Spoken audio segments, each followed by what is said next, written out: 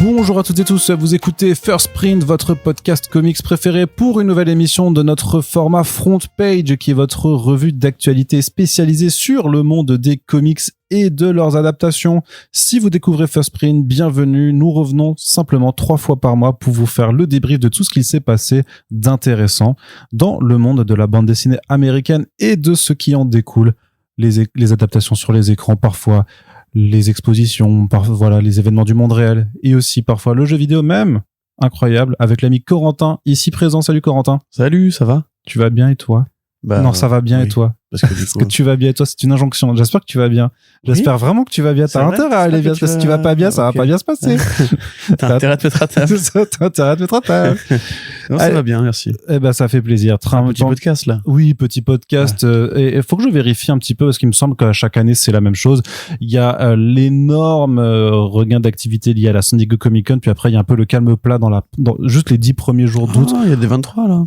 Mais justement, c'est pour ça qu'on est dans le calme plat entre deux tempêtes, puisque effectivement on enregistre juste entre la San Diego Comic Con et la D23, donc c'est un peu c'est l'œil du cyclone avant que l'actualité ne reprenne, puisqu'après il y aura la rentrée aussi, donc tout le monde va se réveiller, puisque ce front page, forcément vous allez voir que la partie actualité VF elle est toute petite, puisque il se passe pas grand chose, hein. Pour l'instant c'est encore la pause des sorties, en tout cas je crois que Urban ne reprend que à partir de la semaine prochaine.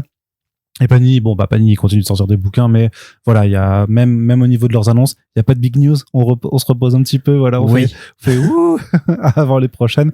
Mais ça sera pas tout de suite parce que là, ils ont déjà annoncé tout pour la fin de l'année 2026, donc on espère avoir un petit peu le temps de souffler, encore que je sais qu'il y a des trucs qui arrivent encore cet automne et qui n'ont pas annoncé.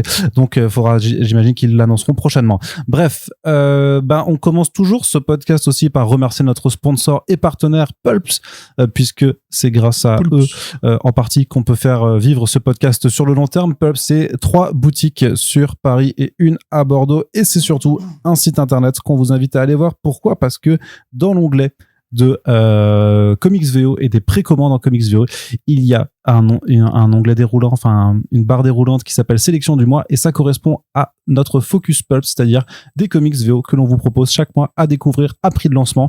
Et pour ce mois d'août, franchement, encore une fois, sélection très très très sexy, puisqu'il y a le Demon de James Aaron, il y a le Jonah Hex and the Shadow of Death de Michael Walsh et Satanic Panic, un thriller qui a l'air cool puisque ça se passe à l'époque justement de la panique morale des satanistes aux États-Unis. Donc voilà, 3 titres très très orientés horreur pour le coup, forcément, puisque c'est des titres qui arriveront au mois d'octobre, donc pour la période d'Halloween. Donc voilà, on vous les propose à 2,50€ ou 2€ respectivement. C'est très peu, c'est très bien, ça a l'air très cool. Et bien entendu, en octobre, on vous fera le débrief de tout ça, puisqu'on a lancé notre petit format Review Pulps qui s'intéresse justement aux comics qu'on vous a recommandés, histoire de voir si on avait vu juste ou pas. Le premier Review Pulps a été mis en ligne tout récemment sur les titres là qui sont sortis au mois de juillet, donc n'hésitez pas à y jeter une oreille. En attendant, ne jetez pas vraiment physiquement. Ne jetez pas vraiment une oreille parce que c'est utile une oreille déjà. C'est ça. Vous en avez que 2. Voilà, ça repousse pas, contrairement à ce qu'on vous dit dans les dessins animés. Dans Farmhand, ça repousse avec quelques. Dans Farmhand, ça repousse, mais sur les arbres. Après, il faut te les faire quand même coudre. C'est ça, il faut te les faire greffer. Et en plus, c'est des oreilles zombifiées un petit peu, donc c'est. Voilà. Donc en général, ne jetez pas vos oreilles. Voilà, et vous pouvez lire Farmhand de Rob Guillory. C'est dégueulasse. C'est plutôt cool. On remercie bien entendu aussi nos valeureux tipeurs et tipeuses, puisque c'est surtout grâce à vous en fait qu'on peut vraiment faire le podcast depuis si longtemps et qu'on pourra continuer de le faire pendant très longtemps. Et on remercie toutes les personnes qui sont venues récemment depuis le dernier front page nous apporter leur soutien, puisqu'on a Séverine qui nous a envoyé un tip en disant « Continuez, je ne rate jamais un épisode ». Et ça fait super plaisir. On a Karn également qui nous a envoyé un tip, et Elliot aussi qui nous dit qu'il bosse en Australie en ce moment. C'est des longues journées où je peux écouter votre podcast. J'en écoute tellement que j'ai commencé à les écouter à partir du plus vieux. Je viens juste de commencer l'année 2021. Le mec se fait un run incroyable. Et donc, il nous dit merci pour votre taf, ne lâchez rien. Je vous ai découvert via les Super Friends avec les membres du 619 et depuis, je me suis mis à écouter tout et même à lire quelques comics comme Absolute Batman, The Last Ronin. Donc, merci pour les recommandations et force à vous. C'est une personne qui nous écoute mais qui lisait pas de comics avant de nous écouter. Il lisait des BD, il était lecteur du 619 en tout cas, et puis il s'est intéressé. Ah oui. Ça a fait une passerelle. Ouais. Ça a ruisselé. Le trunchement. C'est l'inverse de la politique économique de Micron. Non, ça a ruisselé, mais vers le haut. Oui, mais non, mais je n'avais pas compris le principe de ruissellement. Tu vois, ah oui, pardon. Ah oui, d'accord. Oui, c'est inversé. Bah, nous, c'est pas comme ça. Nos coupes de champagne remontent vers le haut. Très bien. Vers la grande bouteille qui est en haut. Voilà. Et puis, il nous dit, à quand le retour des imitations du père Fouras? Alors, figurez-toi, cher ami, que Océane, travaillant pour le service public, elle m'a fait regarder l'autre jour récemment la première nouvelle version de Fort Boyard avec Cyril Ferraud. Je sais pas, je regarde plus la télé, moi. Ça a vachement changé. Maintenant, il y a des cabines téléphoniques, c'est mix steampunk et tout. L'acteur qui joue le père Fouras, évidemment, a changé aussi. Et il ne fait plus la voix comme ça, exactement. Bon, il a une voix un peu plus détendue comme ça. C'est trop chelou. Mais c'est trop bizarre. C'est trop chelou. Parce qu'enfin, Corotin, le père Fouras, c'est un peu comme le général de Gaulle. Je suis bien d'accord. Pour les Français. C'est une institution. Tu vois, avant, moi, quand on était gosse, déjà, ils ont viré les tigres aussi parce que la souffrance animale et tout.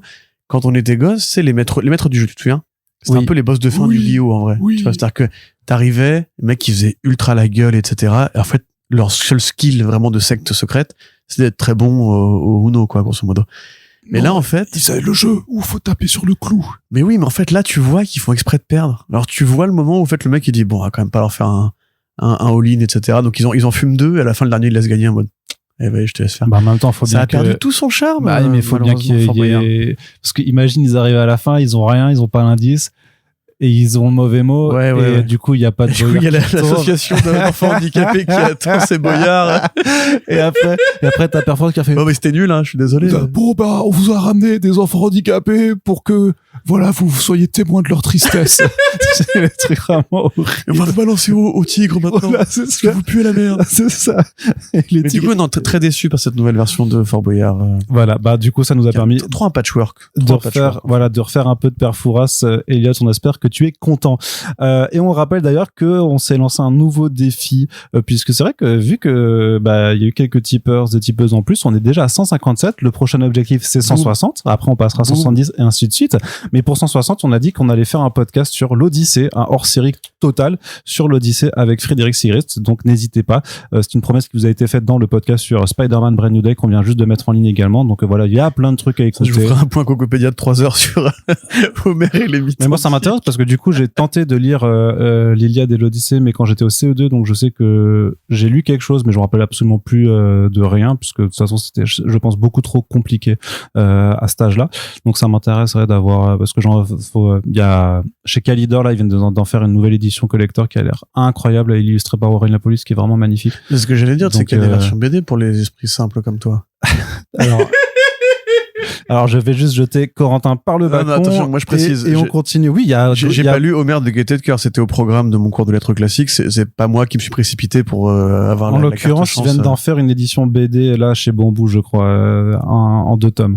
Et je pense qu'il y a pas besoin d'avoir les bragging rights de j'ai lu Homer pour apprécier ce film, ceci étant. Donc voilà, donc tu feras quand même ton bon gatekeeper dans ce podcast. S'il a lieu, il aura lieu si on atteint les 160 tipeurs ce mois-ci. Ce qui vous laisse donc, il y a 3 personnes qui peuvent se motiver d'ici la fin août. Franchement, vous avez 20 jours. Allez, c'est largement faisable. Du reste, on va maintenant passer à la partie. Et si on atteint 170, Arnaud lira enfin un comics Hellboy pour la première fois de sa vie. Mais j'ai lu des... Parce que t'avais dit quand même, c'était une promesse que tu as faite dans un podcast, que pour Halloween, on ferait venir... Oui, Halloween, c'est dans combien de temps? Moi, je tiens à dire que c'est toujours pas à l'agenda. C'est dans 3 mois. C'est toujours pas à l'agenda. J'ai lu plein de comics Hellboy. T'as préparé le podcast, t'as commencé à relire un peu? Mais mec, c'est dans 2 mois et demi. T'imagines même pas le nombre de trucs que j'ai à lire avant? Oui, bien sûr. Avant, dans 2 mois et demi. Donc t'inquiète pas, une promesse est une promesse. C'est depuis 5 ans que j'entends parler de ça. Je ne suis pas comme le général Micron. Écoute, réussi à organiser ton podcast Black Panther en gestation depuis 4 mois aussi. Voilà. C'est en cours. Voilà, monsieur, hein. On donne pas des lonceaux comme ça. Allez, je disais, on va passer à la partie comics, justement. Donc, du côté de la partie française, c'est très, très peu chargé. Mais si vous êtes du côté de Bordeaux et Mérignac, je pense que ceci pourra vous intéresser puisque le week-end du 26 et 27 septembre, il y aura la nouvelle édition d'un festival qui s'appelle le Festival Hypermonde, qui est un festival, en fait, dédié aux cultures de l'imaginaire de façon générale, donc fantasy, fantastique, SF, horreur, tout ce que vous voulez. Mais à chaque fois, il y a une thématique. Il y a aussi c'est animé, ça a été créé par des scientifiques, donc il y a quand même ce prise de la parole scientifique qui est mise là-dedans, c'est-à-dire mêler vraiment en fait la culture populaire avec aussi le discours scientifique derrière, la réalité de la science. Exactement, qui peut en être dedans. Et donc cette édition, elle s'appelle Pouvoir avec un S, et donc évidemment évidemment que les super-héros vont y faire une petite apparition, Corentin. Parce qu'il y a des pouvoirs. Bah oui. Chez les super-héros. Et quand on a des pouvoirs, on a des... Les responsabilités. Voilà, c'est bien. Il est trop fort. Ça se voit que ce mec est un gros mordu des comics. Hein. Non, et donc dans ce cadre-là, en fait, il y a une exposition qui va s'installer tout le mois de septembre, même un peu octobre, à la médiathèque Michel Sainte-Marie à Mérignac, où se déroule une partie des activités du festival qui s'appelle De Loisel à la Brigade Chimérique, les super-héros à la française, avec, j'imagine, des originaux de Jess qui seront donc l'illustrateur de la bande dessinée La Brigade Chimérique de Serge Lehmann et Fabrice Collin. Un très bon thématique aussi. Je lance l'idée, hop, en l'air comme ça. Après, il y a déjà quand la série animée sort. Oui, quand la série animée sortira, mais il y a déjà 2h30 de la Brigade Chimérique avec Serge Lehmann. Ouais, c'est l'interview de l'auteur, c'est pas nous qui en parlons. Oui, mais est-ce qu'on peut faire mieux que l'auteur qui parle lui-même de sa propre BD? Oui. Je pense que oui. D'ailleurs, souvent, je fais mieux que les auteurs qui parlent de leur BD. Eh bien, alors on va aussi lancer une cagnotte pour les chevilles de Corentin. Vous voyez, qui ont beaucoup pris de taille, et c'est pas à cause de la chaleur et parce qu'il fait de la rétention d'eau. Mais donc je disais, Loisel, c'est une héroïne de feuilleton roman du début du XXe siècle, créée par Renée d'Anjou, qui est donc un peu considérée comme l'une des premières super-héroïnes françaises, sachant que de toute façon, la culture super-héroïque américaine est l'héritière en fait des héros de la littérature fantastique et de SF d'Europe, et c'est justement ce que la Brigade Chimérique vous explique un petit peu en bande dessinée. Donc voilà, ça va permettre de retracer par contre une sorte de panorama de l'ensemble de la création des super-héros français, basé sur le bouquin qui s'appelle Super-héros, une histoire française de Xavier Fournier, qui est donc co-rédacteur des textes de cette exposition. Xavier Fournier qui sera d'ailleurs présent pendant le festival, avec Serge Lehmann également. Il y a aussi un certain Michael Moorcock qui sera sur place. Connais pas, hein, personne. Non, c'est pas quelqu'un qui a été très influent de toute façon, je crois. Donc non. La preuve on connaît pas, donc c'est ça. Non, c'est le créateur entre autres de Elric, voilà. De Melny Bonnet. Donc c'est plutôt cool. En l'occurrence, qu'il y ait tout ça. Il y aura Marc Caro aussi, le réalisateur de La Cité des Enfants perdus. Scénariste plutôt, parce que c'est le réalisateur. Non, c'est Jean-Pierre Jeunet, pardon, c'est le scénariste. Effectivement. C'était le scénariste de toute la bonne période de Jean-Pierre Jeunet. Je sais pas pourquoi j'ai dit réalisateur. C'est pas grave, parce qu'il a réalisé des films aussi. Ah, c'est pour ça. Un mec qui était moins bien. Très bien. Mais donc le scénariste de. Un mec très bien, ceci étant. Je l'ai vu à mon cinéma, un mec très cool, très gentil et complètement fou. Et William Blanc aussi, qui est historien, qui avait fait Super-héros, une histoire politique, on avait reçu dans le podcast il y a quelques temps. Donc voilà, il y a plein omnibus.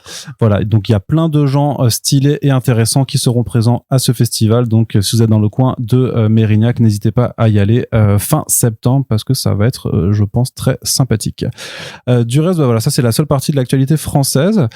Du côté de la VO, il y avait une actualité que j'avais envie de mentionner, parce que après c'est un sujet qui intéresse pas forcément beaucoup de monde en France, vu que ça reste un truc très américain, mais revenir sur la faillite de Diamond Comics qui avait démarré en janvier 2025. On avait conclu un petit peu l'affaire, puisque tu avais un consortium fait de Universal d'un côté et d'une boîte qui s'appelle Ad Populum de l'autre, qui avait repris Diamond Comics au printemps 2025. Et il y avait un point de détail qu'on n'avait pas abordé, mais faut savoir que ils ont un grand entrepôt chez Diamond Comics, dans lequel il y avait plein de bandes dessinées qui appartenaient aux éditeurs. Et le problème, c'est que quand il y avait eu la procédure de redressement judiciaire qui avait été faite, tout avait été gelé, donc les envois aussi des comics au comic shop avaient été gelés, mais les éditeurs qui avaient demandé à récupérer leur stock n'avaient pas pu le faire, parce que Diamond Comics leur disait non, en fait tout est gelé, de toute façon c'est une procédure judiciaire. Et ces comics surtout sont à nous, en fait on considère que c'est une propriété dans l'entrepôt, donc en fait ils nous appartiennent, ce qui n'est techniquement pas vrai en fait, puisque ou alors il aurait fallu qu'ils les achètent directement aux éditeurs en question, mais c'est pas comme ça que ça marche en fait. Peut-être juste parce que pour les gens qui effectivement ne connaîtraient pas, parce que là, je repense tout à l'heure au tipeur dont tu parlais qui ne lisait pas de comics. Diamond au départ, c'est un réseau de distribution de bandes dessinées. Voilà, c'était le plus gros distributeur de comics aux États-Unis, parce que en gros, il y avait plusieurs distributeurs fut un temps dans les années 90, quand Marvel en fait a tenté d'avoir son propre réseau de distribution. Et pour tout un tas d'autres raisons qu'on va pas expliquer dans ce podcast, parce qu'il faudrait en faire une émission de 2 heures, en fait, Marvel a failli se casser la gueule. Tout le marché s'est cassé la gueule, mais a failli passer en faillite totale. L'ensemble du marché s'est cassé la figure aussi, et Diamond a profité à ce moment-là, en fait, pour devenir le distributeur unique quasiment, en fait, avec un monopole total sur le marché des comics. Distributeur, ça veut dire qu'ils vont à l'imprimerie récupérer les numéros, ils les stockent dans des hangars, et après ils font l'acheminement vers les points de vente. Et effectivement, pendant la crise du Covid, à cause du risque qui était encouru par les employés de Diamond Comics, l'entreprise a décidé de mettre fin à ses activités temporairement. Et dans la foulée, beaucoup de maisons d'édition ont décidé du coup de rompre leurs liens commerciaux avec eux pour passer par d'autres boîtes qui font ce genre d'activité comme Lunar, Penguin Random House et consorts. Et à partir de là, les bénéfices, l'argent de Diamond n'a fait que péricliter jusqu'à le redressement judiciaire dont tu parlais. C'est ça. Et donc, ça faisait depuis un an, en fait, que dans cet entrepôt, il y avait plein de comics. Alors, c'est évalué il y a différentes données qui sont mises, mais en gros, ils estimaient que c'était quand même 47 millions de valeur de comics en termes de produits. Ah ouais, quand même. Mais si on prend les prix sur les covers, enfin le prix de vente dans les libraires, c'est plutôt estimé à 113 millions quand même. Donc quand même une certaine valeur, quoi. Non. Et en fait, il y a tout un groupe de maisons d'édition qui se sont rassemblées sous le titre de Consignment Group, puisqu'en fait tous les items étaient étaient consignés en fait à l'entrepôt. Donc ça regroupe des structures. Alors les plus grosses qu'on connaît nous, c'est Boom Studios et Dynamite, mais il y avait aussi Blaze, Drawn & Quarterly, Fantagraphics, En l'occurrence, Roland Quarterly et Fantagraphics, c'est plus gros que Ablaze et Dynamite. Hein. Oui, c'est des gros éditeurs, mais voilà, c'est des grosses. Enfin, c'est pas des si grandes structures non plus. Hein, non, mais en termes de valeur entre guillemets, par contre, oui. Ils font beaucoup plus de romans graphiques. Je pense que la partie des 113 millions doit être plus importante s'ils stockent plus que les single issues de chez Boom ou Dynamite. Bah, tout dépend du volume de single issues. Tout dépend, tout à fait. Mais est-ce que je vais te poser la question, c'est du single ou c'est de l'album? Bah, c'est les deux. C'est les deux, parce que les singles, ça a quand même peu de valeur. Enfin. Bah, c'est ça le problème, c'est qu'ils ont fait de la rétention de ce que j'ai compris aussi, en fait, entre le printemps 2025 quand Ad Populum avec sa sous-structure Sparkle Pop, donc en fait le propriétaire de l'entrepôt maintenant c'est Sparkle Pop, mais c'est juste une subsidiaire de Ad Populum qui est donc l'un des deux racheteurs de l'activité Diamond Comics. En fait, entre avril et l'automne 2025, eux ils ont fait quand même des ventes de ces produits, mais en récupérant l'argent pour eux. Donc quand les éditeurs se sont aperçus que non seulement ils pouvaient pas récupérer leurs comics, mais qu'en plus Sparkle Pop en fait disait en fait on les vend pour se renflouer notre propre dette, pour en fait ramener des sous chez nous, ils ont fait une procédure en justice en fait pour leur dire du coup non, naturellement. En fait, ne faites pas ça. C'est une dinguerie quand même. Parce que c'est assez n'importe quoi. Et donc là, a priori, la procédure a abouti puisque il y a un accord qui a été fait, qui est quand même un accord un peu doux amer, je dirais, puisque les éditeurs vont pouvoir récupérer leur stock de comics seulement s'ils acceptent en fait de se coucher sur les sous que leur devait Diamond Comics, quoi. Donc en gros, il y a une somme, il y a un ensemble de montants qu'ils leur devaient, tu sais, des impayés en fait pour une valeur totale de $600,000 sur lesquels en fait ils doivent tous dire non. Et en gros, il y a quand même $50,000 qui peuvent se récupérer là entre la petite dizaine de trucs, donc c'est pas grand chose, mais au moins ils peuvent quand même récupérer leur stock. Mais bien entendu, effectivement, quand c'est des single issues, si c'est des comics qui datent d'il y a un an, c'est vachement plus dur de leur trouver de l'intérêt en tant que tel, vu que ça date et que c'est du. Les singles, s'ils sont déjà sortis, à part si c'est des premières éditions de gros trucs. Ouais. Tu vas pas te recouper tes frais là-dessus. Après, c'est plus que il y a peut-être des structures pour lesquelles ça représentait peut-être genre 90% de leur stock en question et qu'ils ont pas pu réimprimer parce que ça aurait coûté beaucoup trop cher de réimprimer, tu vois. Et ils vont au moins pouvoir pas compte des valeurs de l'industrie, mais 113 millions, même en prenant beaucoup de maisons d'édition dans la balance, c'est pas de la petite monnaie à l'échelle des comics. Ça reste des valeurs importantes. Et même $600,000 d'ailleurs pour une maison d'édition quelle qu'elle soit, ça reste une somme assez importante. Oui, et puis c'était sauf DC Marvel évidemment, mais non, même pour DC Marvel, c'est pas non plus rien en tant que tel. Rien, et puis surtout et là on parle de structure. Là, en fait, il y a celles qui se sont regroupées dans ce, on va dire, ce groupe de justice, mais il y a plein d'autres maisons d'édition. Moi, je pense à Fair Square Graphics qui est tenu par Fabrice Sapolsky, notamment, qui avait exposé ce problème. En fait, il disait, je ne peux pas récupérer mes comics, et en fait, je peux pas les réimprimer non plus, parce que, il a pas forcément les fonds, et qu'il y a d'autres comics qui doivent arriver dans son programme. Et tu te retrouves dans une situation, en fait, où, effectivement, t'as Diamond Comics qui séquestre littéralement des bouquins sur lesquels ils touchent rien en termes de vente, mais ils peuvent même pas eux-mêmes se réapproprier leur propre créneau de vente, parce qu'en gros Fabrice lui il le fait surtout, il dit qu'il est surtout sur les conventions, c'est là où il vend le plus ses comics plutôt que dans les comic shops. Donc tu dis au moins je récupère mes BD et en allant sur une convention différente tous les week-ends, je peux finir par les vendre. Mais là, ils pouvaient même pas le faire. Ouais. Et donc, tu te retrouves avec simplement des objets en fait qui ne peuvent pas circuler. Donc, lui fait, en l'occurrence, Fair Square fait pas partie de cet accord, mais la décision de justice dit qu'a priori, les éditeurs qui étaient pas dans le consignment group vont pouvoir aussi profiter de cet accord. Donc j'imagine que ils vont aussi pouvoir récupérer leurs comics en acceptant du coup ça reste de quand faire même une disquette, quoi. Déjà le principe est quand même pas une situation heureuse, hein, ça le c'est principe clair, est quand même fou de base. Enfin, tu gardes ta bagnole dans un parking et il se trouve que le mec qui tient le parking a des dettes, il va vendre ta bagnole ou la louer et toi tu peux même pas ouais. Et si tu veux récupérer ta bagnole, il faut que tu renonces au fait que j'ai vendu ton moteur et tes pneus. Enfin, que je les loue, pas la tête, frérot. Ouais. Mais après ça, ceci étant, c'est le même modèle qu'en France. Les boîtes généralement sont protégées pendant les redressements ou les liquidations judiciaires, et ce principe de renoncer aux dettes que la boîte qui est en faillite te doit, c'est effectivement la même chose. Enfin, j'ai ça pose les mêmes chance de faire partie de boîtes qui ont été dans cette situation-là. En France, quand c'est un redressement, on gèle les dettes pour une période assez longue en général. Et là, à ce moment-là, les dirigeants d'entreprise peuvent aller contacter leurs fournisseurs, leurs clients à qui ils doivent de l'argent, et ils disent, écoute, je vais te payer en morcelé pendant 10 ans. Donc, en fait, ça te sert à rien d'attendre toi aussi. Je sais même pas si je serai encore là pour te payer demain. Donc, si tu veux, ce qu'on fait, c'est je m'arrange, je te fais que 25% de ce que je te dois.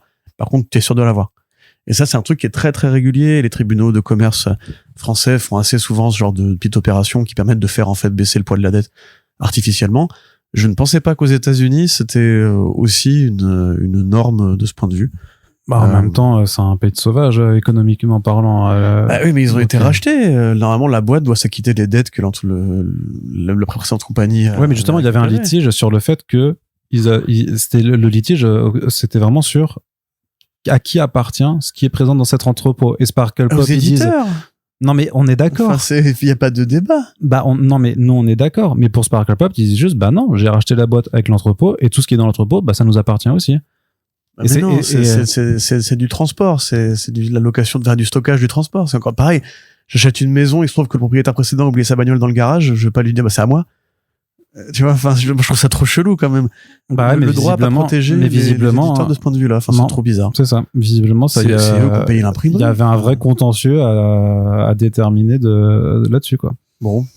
Donc voilà, c'était juste pour j'ose imaginer que c'est maintenant que ça c'est le point final de l'affaire. Là. Ouais, que ça sera un petit peu le point final de cette crise, même si effectivement c'est pas tout rose, puisque voilà, il y a plein de sous qui manquent. Et après c'est comme là, on a fait un podcast avec Bliss il y a quelques semaines pour parler de la situation de crise de Macassar, donc du distributeur diffuseur. C'est encore différent parce que c'est un système français, mais grosso modo c'est la même chose, puisque vu qu'ils sont en redressement judiciaire, il y a plein de sous, en fait. C'est ce qu'expliquait Florent de Bliss, en fait, c'est qu'il y a toutes les ventes, en fait, du début d'année, en fait, ne vont pas leur être reversées à eux. Et c'est le même cas pour plein d'autres maisons d'édition. Donc, je pense à, je sais pas si Vestron y était, mais Réflexion a fait un post dessus aussi. Ils sont aussi dans la merde. Donc, n'hésitez pas aussi à commander en direct auprès des petites maisons d'édition, que ce soit Bliss ou Réflexion.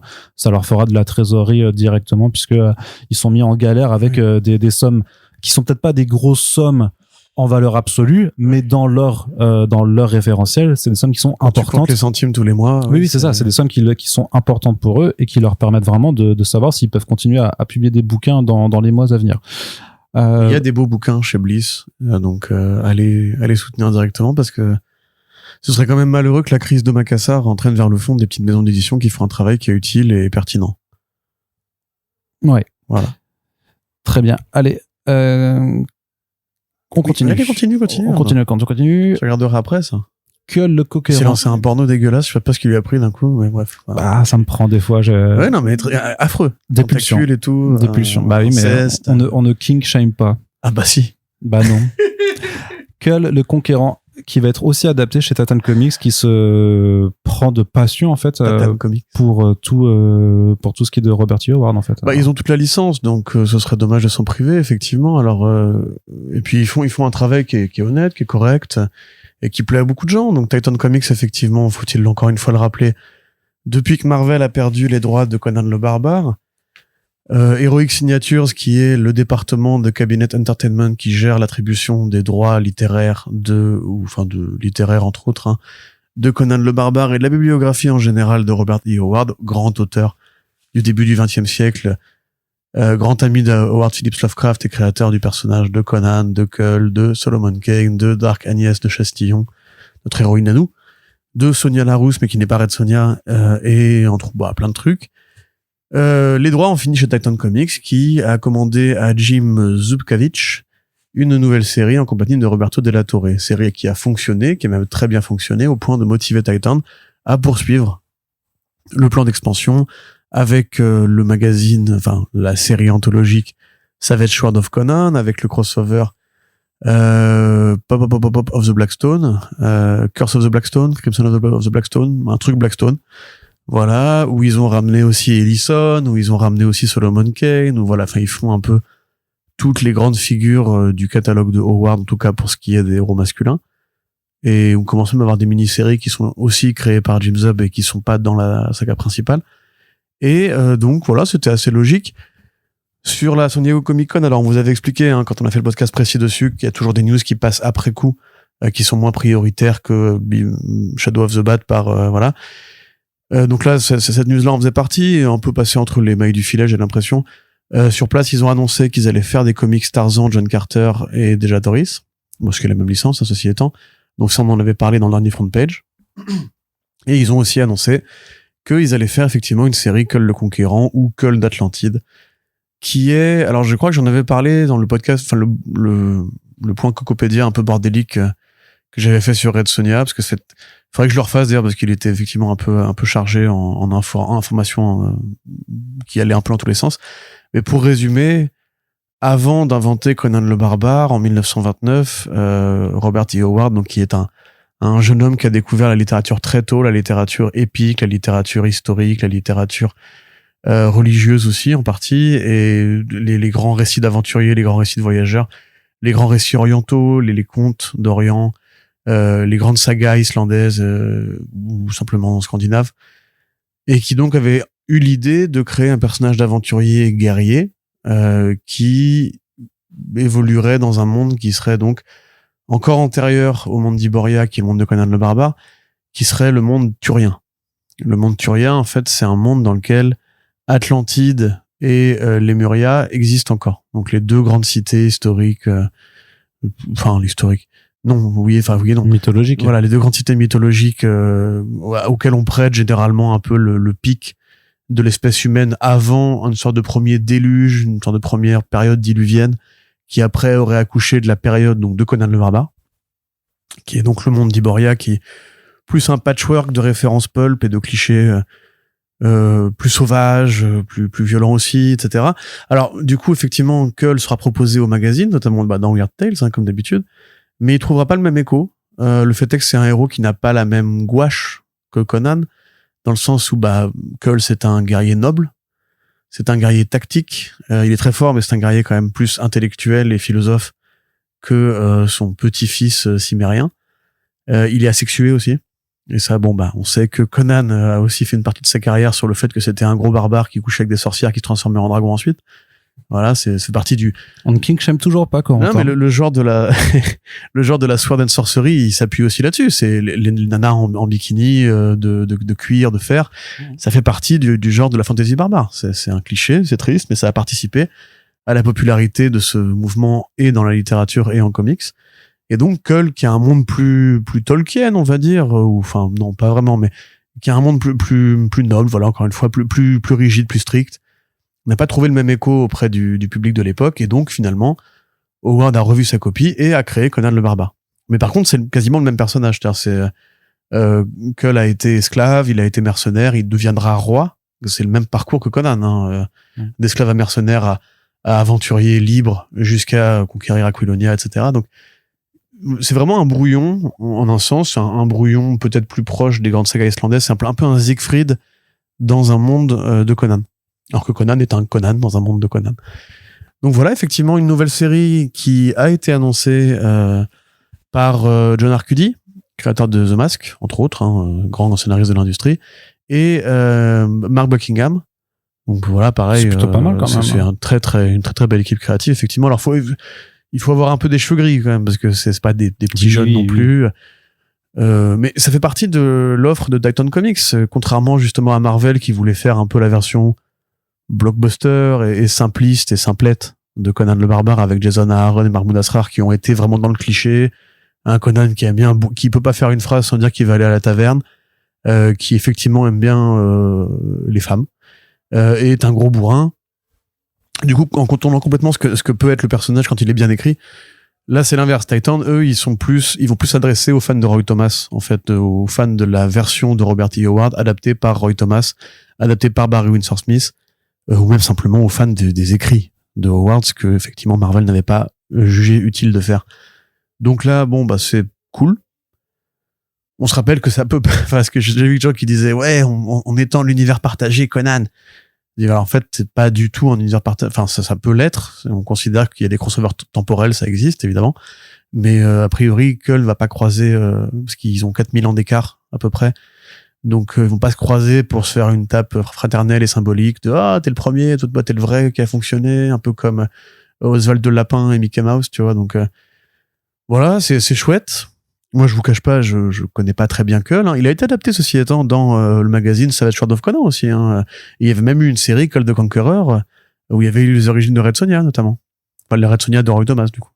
Donc voilà, ce beau petit univers de mecs plutôt musclés, plutôt beaux gosses, avec des très longues épées qui tiennent à une main ou à deux mains s'ils veulent et qui tuent des serpents géants, va très bien, actuellement en BD. Mieux, encore une fois, à mon sens, que quand Marvel avait les droits. Et pour rappel, rien de tout ceci ne change quoi que ce soit pour nous, puisque la France, mon bon ami, et l'Italie profitent du partenariat entre Heroic Signatures et Panini Comics, le groupe Panini en général, pour l'Europe. Donc, c'est toujours chez Panini que sortira Conan. Ouais, et Kull. Si Kull est ça publié s'est en dit, je France. suis pas sûr qu'ils s'intéressent à tous ces produits dérivés. Bah, après, les Howardophiles sont nombreux en France. Ouais, mais les C'est Howardophiles, une vraie question. je sais liseurs pas, de BD. Mais il y a des BD franco-belges, Conan le Cimérien, tu sais. C'est vrai ça. chez Glénat, ouais. C'est ça qu'il faut aussi noter, c'est ça qui est intéressant. En France, où les droits ne sont pas distribués de la même façon qu'aux États-Unis, il y a le calibre de droits de certaines nouvelles de Conan qui ont été adaptées, particulièrement pour le marché français. Par des Oui, auteurs non, t'as français. raison. Et puis, mais même parfois avec des auteurs de comics dedans, parce que c'était Steven Subich qui avait fait du Conan, notamment. C'est le dessinateur du Riddler Year One. Ouais. Donc, Oui, non, tout à fait, absolument. qui était beau en plus. Donc, non, il y a... effectivement, non, c'est vrai qu'il y a, je crois qu'ils en sont au 15e tome chez Ouais. Glénat, des adaptations. Non, Conan, la donc, licence en France marche plutôt bien après. alors, Glénat qui fait du Moorcock aussi, pas mal à balle. Tout à donc, fait, tout à ouais. fait. Et c'est d'ailleurs, Arnaud l'a dit tout à l'heure pour Elric Moorcock, etc. On rappelle qu'il y a les éditions françaises des comics, Elric de Melny-Bonnet, qui sont disponibles chez Chez Delirium, Delirium aussi, qui ouais. sont juste extraordinaires, par Craig Russell et Roy Thomas, j'ai envie de dire. Non, je sais plus. Mais bref, c'est aussi la très bonne BD. Si vous aimez le Sword and Sorcery, il n'y a pas que Conan le Barbare et Kull le Conquérant. Mais c'est très bien aussi. Du côté de DC, sinon c'est chez eux qu'on a eu le plus de nouvelles dans cette petite période post-SDCC où ils ont déjà fait toutes leurs annonces de ce qui allait venir au mois d'octobre. C'est Camille Garcia et Gabriel Piccolo qui vont poursuivre leur aventure ensemble. Ça fait quand même depuis pas mal d'années qu'ils se sont lancés dans l'exploration en fait des personnages ados, on va dire, de DC Comics avec Beast Boy. Enfin, d'abord il y avait Raven, puis Beast Boy Loves Raven. Starfire. Ensuite Robin, puis Starfire. Et justement, là, aux États-Unis, ils viennent de sortir le dernier album de cette hexalogie, qui est vraiment Teen Titans Together. Ils ont vraiment fait des albums sur quasiment tout le monde. Et puis là, ils réunissent tout le monde là-dedans. Et ben, ils ont pas terminé. Puisque, à partir de l'année prochaine, ils vont se lancer dans une nouvelle série de romans graphiques, enfin d'albums, quoi. Ça ne sort pas en single issues. C'est des romans graphiques. Ah oui, non. Oui, non, mais juste pour dire que ça sort directement en format album et pas en single issues, sur la Young Justice. En tant que tel, donc avec un premier volume qui est annoncé qui sera Kid Flash plus Blue Beetle. Kid Flash, a priori, la version Wally West de Kid Flash. Ouais, il est rouquin, donc. Ouais, j'hésitais parce que t'avais avec Bart Allen aussi, j'avais un doute à un moment quand même, mais parce qu'il y a certains dessins. Bah normalement il est brun, mais il y avait certains dessins où il avait l'air un peu rossi. Donc c'est Wally West. C'est Wally West. Je te rassure. C'est Wally West d'un côté et Rémi Reyes, Blue Beetle de l'autre. Rémi. Non, Pardon. non, c'était gratuit, mais non, mais... voilà. Et en plus, il y en a un qui a un roller et l'autre qui fait du skate parce que c'est devenu cool de nouveau. Voilà, les sports de glisse, c'est de nouveau, ça a toujours été à la mode. cool, ça a toujours été Ouais, cool. mais ça faisait longtemps que j'avais pas vu cette imagerie revenir pour des persos ados. Mais si, tu te souviens pas dans le Nova de Jeff Loeb, le petit là, Sam Alexander, c'était un skater aussi. Ah ouais? Ouais. C'est quand même toujours le truc qui revient quand tu veux faire, vas-y, j'ai un ado, qu'est-ce qu'il fait pour être cool? Ou alors solitaire. Cool solitaire ou quoi. Même, tu sais, le Spider-Man de Andrew Garfield, il faisait du skateboard. Hein. Oui, c'est vrai. Ouais. C'était en 2012. C'était un petit torturé, tu vois, là. Parce que tu peux faire le skate torturé. Non, c'était un cool kid. Ouais, mais il était torturé quand même, tu vois. Ouais, bah, tu peux être les deux, hein. C'était pas simple. Tu peux être un cool kid et torturé quand même. C'est pas simple. C'est trop dur d'être cool. Tu peux être un cool kid et torturé. Tu peux être un Sigma male. Tu sais, dans la pyramide alpha-bêta, il y a aussi Sigma, mon gars. Ouais. Non, mais moi, je suis plutôt content de voir, bah, en tout cas, que ça marche. Mais tu les lis, ces albums? Ça marche toujours. Bah, j'ai pas lu encore le Robin. Je crois que le Robin est sorti justement chez Urban Blast parce que ça avait été d'abord dans leur collection. Putain, c'était quoi le truc avant Urban Blast? Urban Kids. Non. Urban Kids, ça existait aussi. Urban Link. Link, merci. C'était sorti en Link. Ils ont très belles éditions, d'ailleurs. C'est dommage qu'ils aient pas conservé ce format. Bah, ils l'ont un peu adapté. Ça a quelque peu changé avec Urban Blast, mais c'est pas si différent en tant que tel, quoi. C'est un peu plus grand, donc c'est un peu plus lisible quand même. Mais ils ont réédité la trilogie Beast Boy Raven en une intégrale. Ils ont sorti le Robin. Et du coup, faut que j'aille me pencher sur. Mais j'avais bien aimé l'approche, ouais, très feel good, effectivement, je trouve qu'elle écrit bien ces personnages adolescents, en fait. Bah, c'est très teen, quoi. Ouais, c'est ça. Il y a pas de c'est la sur la marchandise. Oui, c'est la volonté même d'avoir ça. Et après, de base, les Teen Titans. C'est dans le titre aussi, ouais. Voilà, c'est dans le titre, mais je viens même dans l'écriture. Quand Geoff Jones les écrit, c'est vraiment une bande d'ados avec des coucheries, des sorties, des petites rivalités de merde. Enfin, c'est vraiment une série pour ados, quoi. C'est Undo Stress avec des super-héros. Et il n'y a pas de chant, ils sont pas dans une école de danse, donc c'est pas. Qu'est-ce qu'il y a comme truc teen? Rappelle-moi, parce que j'ai pas été ado, je suis devenu directement devenu adulte en. Moi, j'avais pas le droit de regarder la télé, donc quand tu veux que je te dise. Bah, à 14-15 ans, tu regardais la télé, quand même. Non? Bah non. Putain, mais c'est pas vrai, mais ton daron, faut foutre en prison, quand même, là, frérot. T'as pas laissé regarder la télé jusqu'à ce que t'aies 18 ans? Mais après, c'est juste que vu que je n'avais pas le droit quand j'étais gamin, bah, une fois devenu ado, je n'avais pas d'envie, puisque je n'avais pas de manque, puisque je n'avais jamais découvert ça. Et même rétroactivement, l'envie ne t'a pas pris de rattraper certaines choses? Bah non, c'est pour ça que j'ai jamais regardé Buffy, tu vois. Parce que c'est trop, et puis que j'ai passé. Mais Buffy, c'est fausse mentine. Bref, en tout cas, ce que je voulais dire, c'est que c'était plutôt de la bonne fiction du moment qu'on sait où on met les pieds, et ça ressemble effectivement à ce que sont. T'as pas vu t'as pas vu la série animée Titans de Glenn Murakami? Bah non. Ah, ça, c'est un vide culturel qu'il faut que tu combles, mon ami. C'est vachement. Non, j'ai commencé à Teen Titans Go, du coup. Moi, j'ai rattrapé. Oui, mais c'est basé là-dessus. Je sais que c'est un dérivé. Et blablabla. Bref, donc oui, moi, j'ai lu, j'ai quasiment tout lu, je crois. Sauf le Teen Titans Together. Qui vient de sortir, donc c'est normal que t'as pas pu lire encore.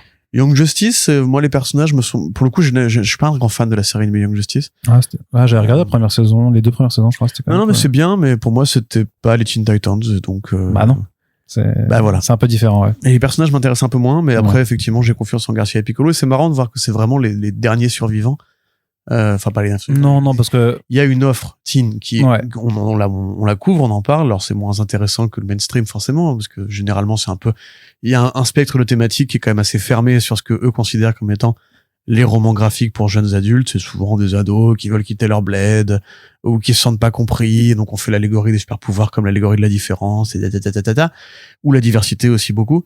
Là, je trouve que ce que fait bien Garcia, c'est que justement, ça reste du super héros entre guillemets. C'est-à-dire que il y a quand même une démonstration de. Ce qui m'intéresse moi, c'est les relations interpersonnelles de ce groupe de personnages. Mais c'est les super héros. C'est pas une allégorie de super héros. Ça reste des gens qui ont des pouvoirs et ils font des trucs.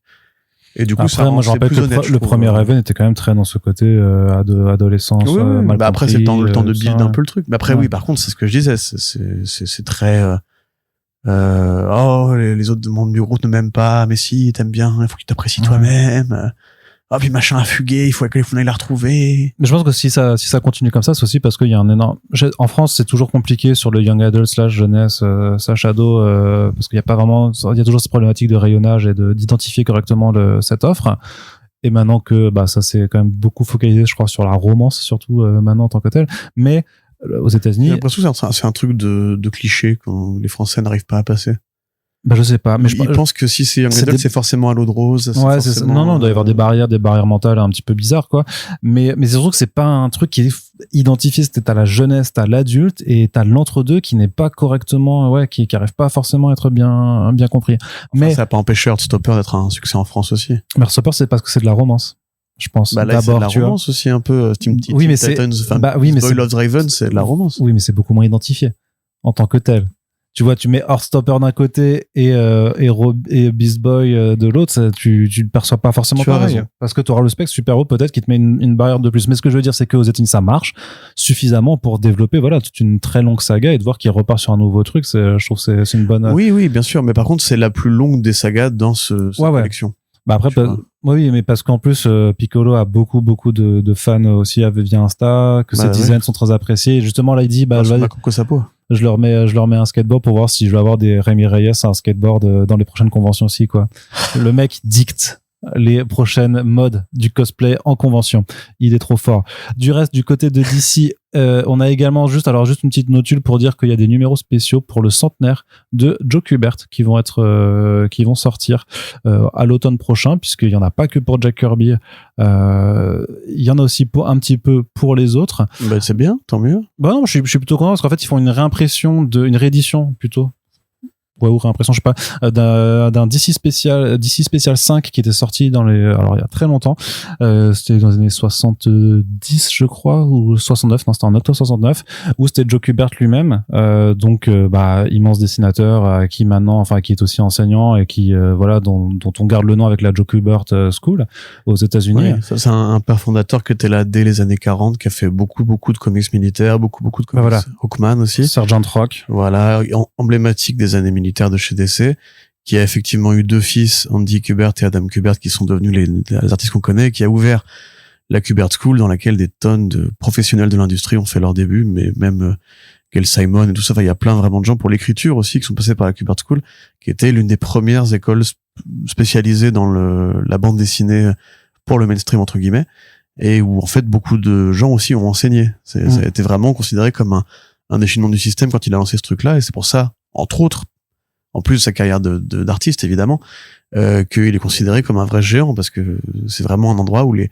mecs qui aimaient les comics venaient rencontrer les mecs qui faisaient les comics pour après eux-mêmes faire des comics. T'imagines, t'allais en cours et t'avais Neil Adams qui te donnait des cours, quoi. Bah ouais. Même Malev était passé pendant un temps par la Kubert School, ça va pas durer très longtemps, mais et il en parlait, il disait, c'était génial parce que on apprenait les codes de la séquentialité mainstream, entre guillemets, du super-héros, et pour les artistes étrangers, c'est une super façon d'apprendre la grammaire comics aussi. Et c'est vraiment une institution, la Kubert School. Et puis encore une fois, pareil, le côté un peu royauté, parce que Adam Kubert et Andy Kubert, c'est pas des petits, hein. Même, je crois, la fille de Andy, il me semble, Emma, du coup. Emma, ouais, la petite fille. Est en train de commencer sa carrière, elle aussi. Et Cathy Kubert, qui est une autre petite fille de Joe, est éditrice chez DC Comics. Et justement, elle est éditrice sur ce numéro. Donc, elle fera une préface pour la réédition de ce DC Special 5, qui profite également alors, il y a une réédition, sensu stricto, et il y a une autre réédition avec une couverture, en fait, où t'as une dizaine d'artistes qui ont repris, en fait, les personnages qui sont sur la couverture et les ont dessinés à leur façon. Alors, sur les noms, en l'occurrence, il y a forcément les fils, Adam et Andy, la petite fille Emma. Et après, il y a d'autres artistes comme Tom Mandrake, Ron Wagner, Amanda Conner, Rick Veitch, Steven Bissett, Lee Weeks, Ron Randall, Steve Lieber, avec des couleurs de Brandon Anderson. Et accessoirement, ils font aussi un numéro qui s'appelle Joe Kubert 100 Years a Life in Covers. Donc en fait, sur une 40aine de pages, ils reprennent 100 couvertures emblématiques de Kubert, parce qu'ils estiment aussi que, au-delà de ses capacités de dessinateur de pages de BD, c'est un mec qui aussi en une seule couverture pouvait raconter une histoire directement, qu'il avait un sens de la composition et de la mise en scène qui se manifestait dès ses débuts. Et il sort également un recueil en cartonné du Sergeant Rock by Joe Kubert. Donc son travail le plus célèbre. Ouais. Donc j'imagine que ça, par contre, ça ne verra jamais le jour en VF. Donc j'imagine que s'il y a des gens qui sont intéressés par ça, mieux vaut se diriger vers la VO. Et on termine du côté des comics avec juste la bonne nouvelle pour The Dead Man, la mini-série des créateurs de Ice Cream Man, donc Maxwell W. Prince et Martin Morazzo, qui devient une maxi-série, puisqu'elle a été renouvelée pour 6 numéros supplémentaires. C'est un peu comme Absolute Martian Manhunter. Martian Manhunter, c'est la méthode d'ici que tu décris souvent, pour rappel, où en fait, chez DC, on valide une première commande initiale de 6 numéros, et si ça se passe bien au bout des 3 premiers ou du 4e, eh ben on dit aux gens quand même, ayez en tête que vous pouvez faire une 2e saison.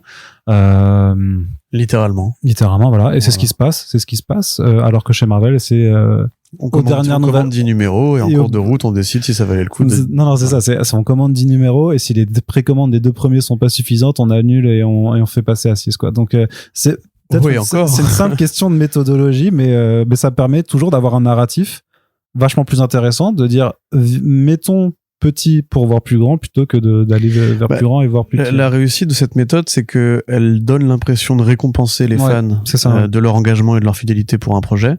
Et aussi, alors que la méthode Marvel donne l'impression que les fans ont un flingue sur la gueule et que s'ils se précipitent pas tout de suite pour entamer une série, elle va être annulée. Oui, ou alors que c'est une pression sur les retailers, parce que s'il y a passé au final que si les ventes sont pas assez importantes, c'est parce que en fait on n'a pas mis assez de couverture variante. Enfin, il y a plein de choses. Avec l'autre approche. Ne me lance pas sur les couvertures variantes, s'il te plaît. Non, effectivement. mais voilà, donc The Deadman qui oui, bah écoute, c'est un bon projet. Il faut adhérer à l'esprit de Maxwell Prince et Morazzo pour comprendre ce qu'ils veulent faire déjà, ce qui est pas forcément très évident au début. Donc c'est en canon, hein. Parce que c'est pas une mini-série prestige qui aurait été extraite du néant. À la suite de DCKO, Boston Brand, donc je ne ferai pas un résumé de qui est Deadman, je suis désolé, c'est un peu longuet, un peu compliqué déjà, donc voilà, on va juste dire que c'est un artiste de cirque qui est mort, sauf qu'il est pas mort, il est mort, c'est un spectre, mais c'est pas un spectre dans le sens fantôme, c'est pas un spectre dans le sens le spectre non plus, c'est un être qui peut prendre possession de corps humains pour s'exprimer, le reste du temps personne ne le voit à part les morts et les mystiques. Et donc voilà, généralement il traverse le décor, il commande ce qui se passe, mais personne ne peut interagir avec lui tant qu'il n'a pas pris possession de quelqu'un. Ce qui rend le concept un peu rigolo. Et c'est un membre courant, en fait, de cette espèce de galerie des personnages occultes que le mainstream accepte d'utiliser. C'est-à-dire que vous avez, chez DC Comics, des personnages de l'occulte très particuliers, qui sont dans leur réalité, on va dire. Hellblazer, par exemple, souvent, est plutôt un personnage qu'on préfère traiter en solitaire. Il va être là chez DC, mais on préfère l'avoir en solitaire sur le bas-côté parce qu'on sait qu'il a besoin d'une liberté pour s'exprimer, pour être tranquille dans son coin avec sa tonalité, son alcool, ses blagues et ses morts. À côté, par contre, le mainstream considère qu'il y a des personnages comme le Phantom Stranger, comme le Spectre, comme Deadman et comme Swamp Thing parfois, qu'il est important de garder dans le canon pour les grands événements, pour comme ça on peut couvrir la partie occulte. Et donc effectivement, Boston Brand fait partie de ce truc-là, à tel point qu'il est précisément présent que dans ces moments-là. Le reste du temps, Deadman n'a pas vraiment de série à lui. Je crois pas qu'il en ait déjà eu par le passé, hein, ceci étant. Quand même. Je suis même pas sûr. En tout cas, s'il y en a eu, ça a pas dû être très, très long, parce qu'effectivement, Deadman tout seul, c'est pas le personnage le plus exploité ou le plus adapté. De fait, il est pas aussi populaire que Swamp Thing, il est pas aussi important historiquement que le Spectre, ou même que le Phantom Stranger, j'ai envie de dire. Première mini-série, c'était en 1985. Ouais, vas-y. Alors, j'essaie de te dire s'il y a eu un deuxième volume.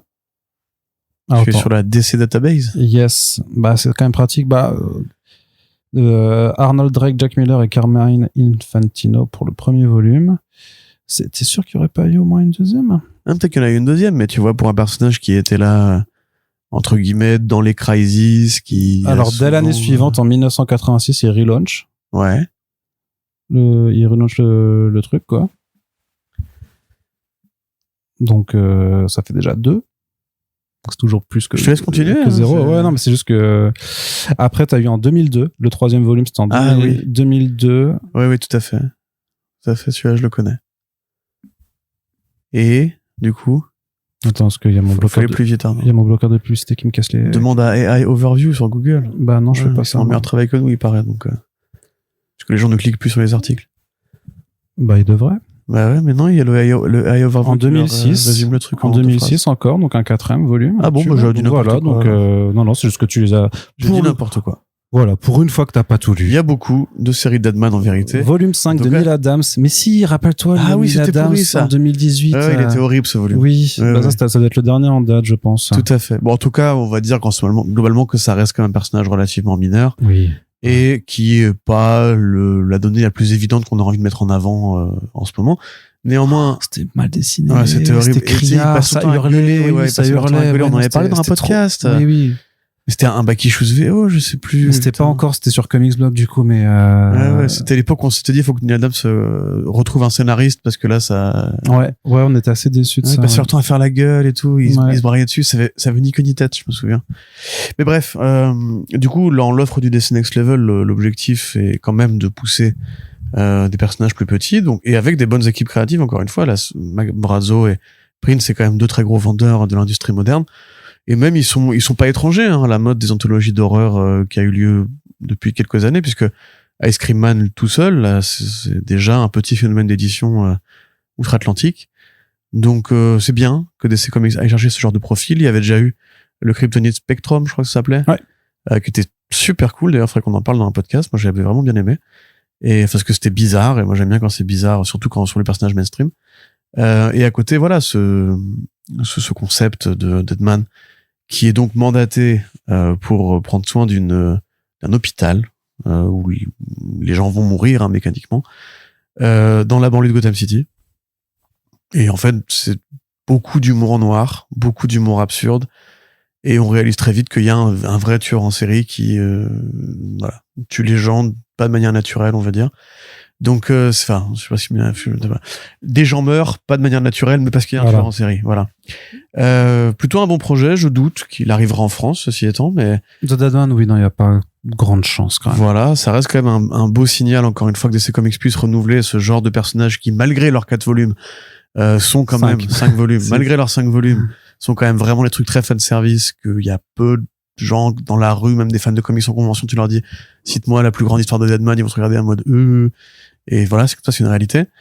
Donc ouais, c'est chouette, et c'est une belle équipe créative, c'est un bon petit projet sympa. Moi, je vous le conseille, hein, très honnêtement, je dis un peu tout ce qui se passe chez DC en ce moment, mais c'est une bonne lecture.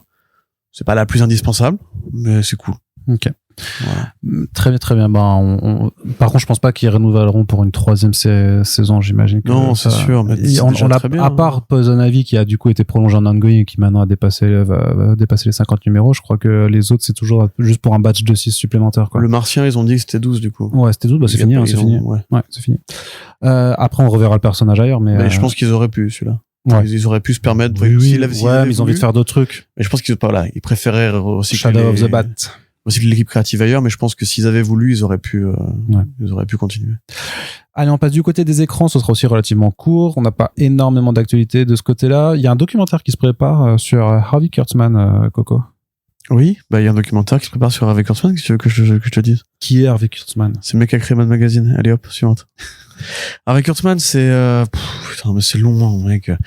Harvey Kurtzman, c'est qui? C'est Harvey Kurtzman, quoi. C'est un très très grand dessinateur et scénariste de l'industrie des comics, qui était là pareil, comme Kubert, dès la période de l'âge d'or, qui a fait beaucoup de comics d'horreur chez IC Comics. Donc c'est là qu'il a rencontré la famille Gaines, donc la famille Gaines, qui était la fameuse famille qui a été prise pour cible par les censeurs des audiences du Sénat, qui ont mené au Comics Code, à la création du Comics Code Authority, un organe d'autocensure pour mettre fin au... Vous connaissez tout ça. Et Kurtzman, lui, qui était plutôt un contestataire, a décidé de suivre les Gaines et de migrer vers la scène des magazines, puisque les magazines n'étaient pas couverts par les sanctions du Comics Code Authority, lesquelles, pour rappel, parce qu'on parle beaucoup de ce truc-là en mode, oh là là, mon Dieu. Le problème du Comics Code Authority, c'est que si vous sortiez un comics qui n'avait pas le sigle approuvé par le Comics Code Authority, vous n'étiez pas distribué dans les grands points de vente. C'est juste ça.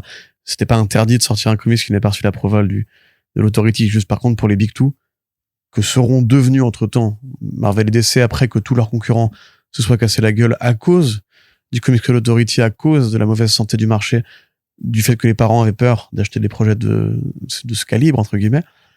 Quand la notion de Big Two apparaît, à ce moment-là, effectivement, pour vendre à côté des plus gros vendeurs, il faut ce truc-là. Sauf si tu es un magazine. Parce que les magazines, il y a une juridiction d'État qui est très différente, et de fait, la BD dans les magazines, dans la presse en général, anticipe de longtemps la création du format comic books.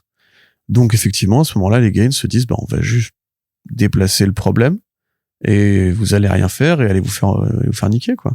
Et ils ont eu gain de cause, donc ils ont créé effectivement Mad Magazine, et c'est pour ça que je disais que c'était long. C'est Mad Magazine, c'est une institution aux États-Unis. J'aurais du mal à vous citer Fluide Glacial. Voilà, Fluide Glacial serait un bon exemple comparatif pour la France, c'est-à-dire que c'est de la BD d'humour pour adultes, peut-être pas forcément sexuel, mais encore que ça a pu arriver. C'est un magazine qui reprend des faits d'actualité, qui reprend des œuvres de fiction pour les parodier, pour les détourner, les parodier, se moquer des discours politiques, se moquer de la bien-pensance des États-Unis, de la bienséance des États-Unis, ce qui était particulièrement à propos quand le magazine s'est lancé dans les années 50, puisque c'est une période de conformisme avec le macartisme, etc. Et qui est devenu, effectivement, oui, je sais pas comment utiliser un autre mot que institution. Mad Magazine, on s'en rend pas compte nous en France, mais c'est très gros, c'est très important. C'est un truc dont des satiristes comme Mel Brooks ou le National Lampoon ou le SNL se sont inspirés de Mad Magazine. Alan Moore a trouvé que Mad Magazine ça déchirait. Matt Groening était un énorme fan de Mad Magazine. Il y a un épisode des Simpsons où il rend hommage à Mad Magazine. Alfred E. Newman, la mascotte souriante avec sa gueule un peu de Norman Rockwell, considéré comme une icône de la contre-culture et de l'esprit libre et piquant de l'humour américain. Donc voilà, de ce point de vue-là, Harvey Kurtzman a créé effectivement des générations entières de lecteurs, de fans, d'auteurs et d'artistes. À côté de ça, lui, il a fini par quitter la boîte. Il a créé un magazine qui s'appelait Help, qui était un autre Mad Magazine en vérité, mais qui n'a pas marché pareil. Dans lequel il a travaillé avec Spiegelman et avec Robert Crumb. Voilà, donc il a aussi un peu lancé ses carrières. Crumb n'aime pas qu'on entende redire que c'est Kurtzman qui lance sa carrière. C'est vrai et faux dans un sens. Très longue histoire. Néanmoins, voilà, c'est considéré comme le chaînon manquant, on va dire, entre les comics des années 40 et les comics underground qui seront après ensuite lancés avec Zap, et aussi une sorte d'autre scène de contre-culture avec Mad Magazine. Donc c'est quelqu'un de très important. Il a travaillé effectivement avec Terry Gilliam, le réalisateur de Brasil, le réalisateur de Las Vegas Parano, qui était effectivement celui qui faisait les sketchs d'animation, avec des guillemets, du Monty Python Flying Circus. Et il a rencontré, Terry Gilliam, pour ceux qui voient, donc c'est un grand cinéaste. On peut trouver qu'il y a des limites dans son discours ou son œuvre, mais voilà. Qui voulait faire Watchmen d'ailleurs à un moment donné. Oui. Terry Gilliam, en fait, a rencontré, parce que c'était un fan de comics, Kurtzman qui lui a commandé pour Help ou pour Mad, je sais plus, des BD photos. Et à l'époque, justement, il avait embauché un acteur britannique qui s'appelle John Cleese, qui pareillement un mec extrêmement marrant, mais qui a extrêmement mal vieilli. Maintenant, c'est un conservateur de malade. Et ils ont fait ensemble, effectivement, des BD photos. Et donc, c'est un peu comme ça que Gilliam a rencontré Cleese, qui après, du coup, a fait avec lui le Monty Python Flying Circus, qui est considéré comme l'une des plus grandes anthologies comiques du Royaume-Uni. Enfin, les Monty Python, quoi, simplement. Tout le monde connaît Sacré Graal, tout le monde connaît la vie de Brian. Et la série qui qui est aux origines de ça, du coup, doit aussi une partie de son existence à Mad Magazine, si on veut. Encore que je suis pas un expert de leur fondation ni rien, j'aime bien les Monty Python, mais voilà. Donc voilà, effectivement, Gilliam produit ce documentaire en hommage au maître, à celui qui a l'un des gars qu'il a plus admiré dans sa vie. Et c'est rigolo puisque le réalisateur s'appelle Bart Simpson. Oui. Voilà, mais ce n'est pas Bart Simpson, le skater, encore une fois. On sait pas. Qui s'est échappé d'un épisode de Matt Groening. C'est rigolo parce qu'effectivement, Groening, encore une fois, est un énorme fan de Mad et qu'on peut considérer les Simpsons comme une adaptation de l'esprit de Mad en série animée. Oui, okay, ouais. Il y a une extraordinaire vidéo de Mea, M-E-E-A, sur YouTube sur l'origine des Simpsons. Si ça vous intéresse, vous pouvez découvrir que Matt Groening a été auteur de comics avant de faire les Simpsons et que, en fait, effectivement, toutes les références que là on est en train d'évoquer font partie de ce tissu thématique, et c'est pour ça qu'il y a Alan Moore dans les Simpsons à un moment donné et qu'on lui tend un DVD des Watchmen Babies et qui répond que le capitalisme c'est pas bien petit et tout. Mais bref, du coup c'est rigolo qu'il s'appelle Bart Simpson, même s'il a rien à voir ni avec Groening ni avec Bart Simpson. Quelque part il était prédestiné quand même. Exactement. Il y a pas de date de sortie pour l'instant. Non, il va être présenté. Étant, tu m'as fait faire cette news alors que ça fait quasiment un an que le projet a été annoncé. Bah oui, mais on l'avait pas vu. On l'avait pas vu. Il y a une interview de Terry Gilliam sur c'est Variety ou Hollywood Reporter, je sais plus, mais qui remonte aux origines du truc. On va pas se mentir, l'œuvre de... Alors, si, j'ai oublié de le préciser, c'est important. René Goscinny était un grand ami aussi de Harvey Kurtzman. Goscinny a été aux États-Unis pour apprendre aussi une partie de sur son art de dessinateur. Ils étaient très proches tous les deux. Il y a des idées, on va dire, mais comme Maurice, qui a aussi d'ailleurs été aux États-Unis, pas pour voir Kurtzman, mais pour apprendre auprès des Américains, il y a une contre-histoire que je vais pas détailler ici, de Kurtzman sur le franco-belge. Notamment avec la création d'Oom Papa, etc. Donc voilà, on le place aussi, ça fait partie de notre histoire à nous. Kurtzman, c'est une période où les dialogues entre les États-Unis et la France étaient beaucoup plus ouverts en termes de BD. Et faites vos recherches, comme on dit, parce que ce sera probablement pas dans le document. Je pense pas qu'ils vont mettre la gueule de Goscinny dans le documentaire, mais ça existe aussi et c'est toujours intéressant de le savoir. Très bien, très bien. Non, ça va être diffusé au festival d'Édimbourg, c'est ça? Oui, c'est ça, mais vu que c'est BFI qui est produit, ils feront probablement un DVD ou un Blu-ray. Ouais. Ou alors, C'est il cool sera sur la parce que plateforme de t'as- BFI, c'est possible aussi. Du côté des États-Unis, t'as sur Alex Ross, là, sur Kingdom Come, qui était super bien. On avait parlé sur Bill Sienkiewicz. Maintenant, T'as Polish Guy. maintenant sur Javier Cosman. Enfin, je sais pas si c'est les. Il y a eu Mac Mignola, Drawing Monsters aussi, que j'ai toujours pas encore pris le temps de télécharger. Et le Frank Miller aussi. Hein. Oui, monsieur, il m'intéresse pas, lui. American Genius, c'est Ouais, ça? c'est ça, Ouais, donc déjà, le titre m'agace, et puis, non. Ah, il est colère. Non, c'est pas ça. Il y a eu déjà beaucoup de trucs sur Frank Miller. Mm. Je sais pas, moi, justement, je trouve ça bien dans cette nouvelle frénésie qu'on a cherché d'autres figures. Oui, mais American Genius, c'est fait avec sa productrice. Mais justement, encore mieux. Enfin, c'est pas spécialement. Non, mais c'est au plus proche de lui quand même. Silène Thomas, oui, effectivement, mais qui est française d'ailleurs. Oui, tout à fait.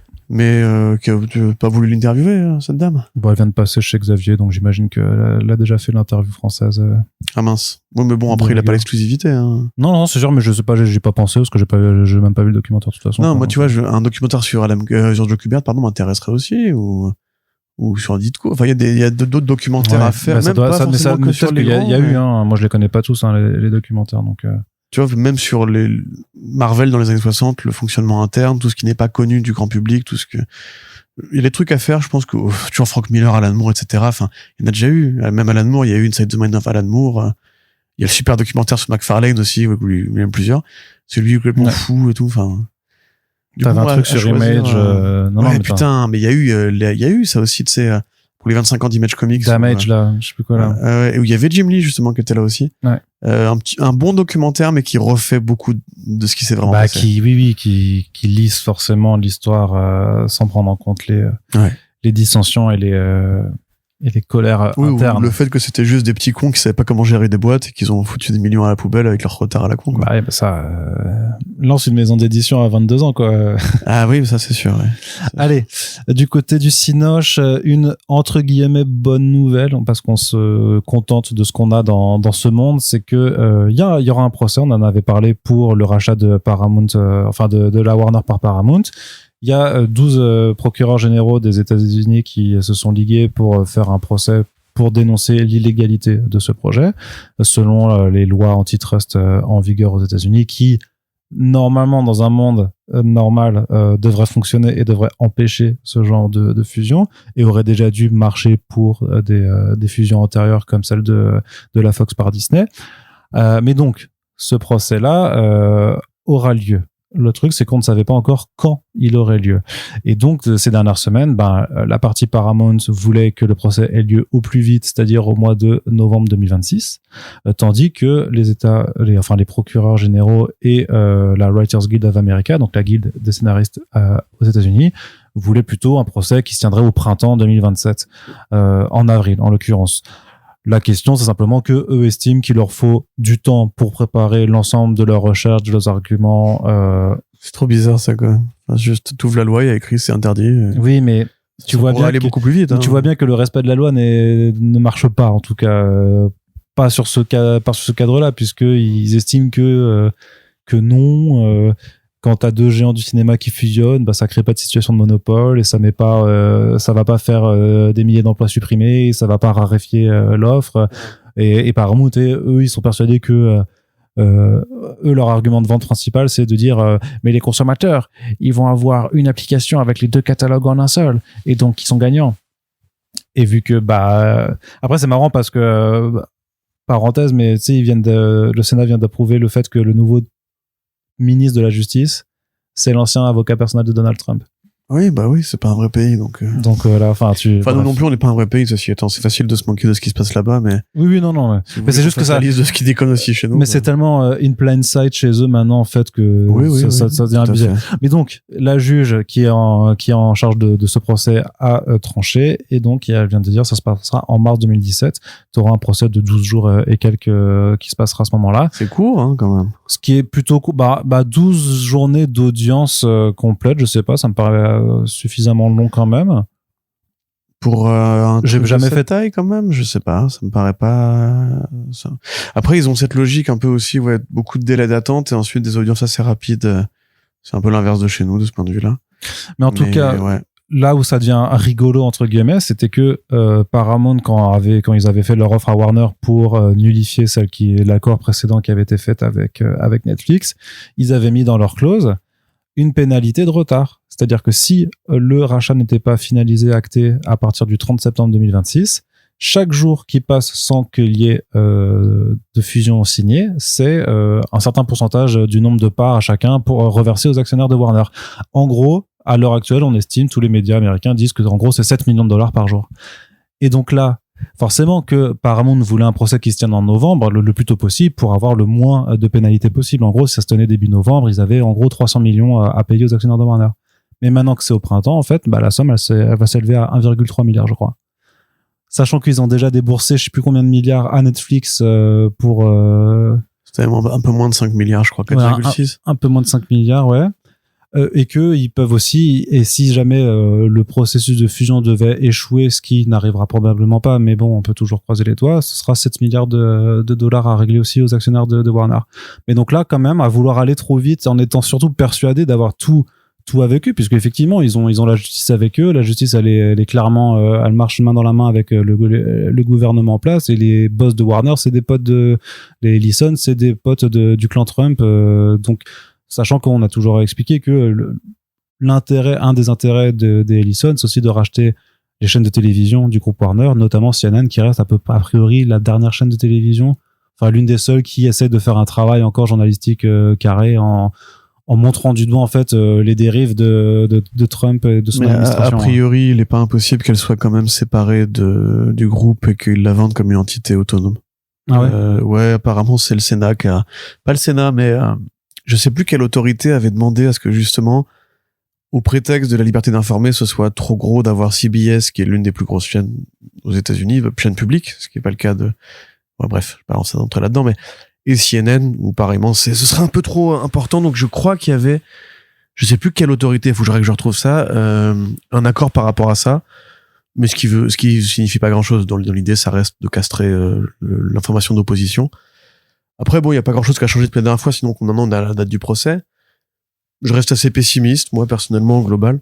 Mais comme tu viens de le dire. Est-ce qu'on peut se réjouir juste de dire qu'ils vont perdre, même si j'imagine que c'est très parasocial de croire que de s'imaginer que Larry Ellison ou que son fils elle est mère en tant que telle, mais est-ce qu'on peut juste dire bon moi ça leur fera ça toujours quand même quasi 1,3 milliard de pertes quoi. Il y a plein de choses par rapport du gain en fait, plein de choses qui sont intéressantes et qui se passent en ce moment au niveau macro, c'est-à-dire l'argent qui finance cette espèce de plan de conquête de l'audiovisuel, c'est l'argent de Oracle. Oracle, donc qui au départ est une société de cloud computing. Donc c'est des services en ligne, des serveurs, des fermes de serveurs, etc. Eux, ils ont investi beaucoup d'argent dans l'IA, sans surprise. Actuellement, les valeurs boursières qui sont associées à l'IA occidentale sont pas au meilleur de leur forme. La Chine investit dans les semi-conducteurs, donc ce qui effraie un peu les marchés qui croyaient qu'il y aurait que Taïwan et les États-Unis qui auraient la main, enfin le pôle occidental qui aurait la main sur la création de puces informatiques. Et dans cette espèce de course à l'armement qui se passe actuellement, il y a beaucoup de boîtes qui sont, encore une fois, toujours pareil, menacées de perdre de l'argent. Ceci étant, à côté, les vrais gens qui vont vraiment payer pour le surgain d'investissement qu'a coûté l'espèce d'enchère qu'il y a eu au début d'année, c'est quand même surtout les Saoudiens. Les Saoudiens, actuellement, eux, ils sont emmerdés parce que il y a la guerre en Iran qui leur fait perdre beaucoup de fric. Pour rappel, là, il y a une alliance qui s'est faite entre tous les pays du Golfe Persique. Alors, je sais plus si c'est les sunnites ou les chiites, je sais plus de quelle faction chacun se revendique, mais grosso modo, soit l'Iran est sunnite, soit l'Iran est chiite, et à côté, les Saoudiens sont sunnites ou chiites, qui sont deux versions de l'islam qui ne s'apprécient pas forcément. Et au Yémen, par exemple, il y a une guerre civile où l'Iran finance les terroristes qui combattent les autorités payées par les Saoudiens.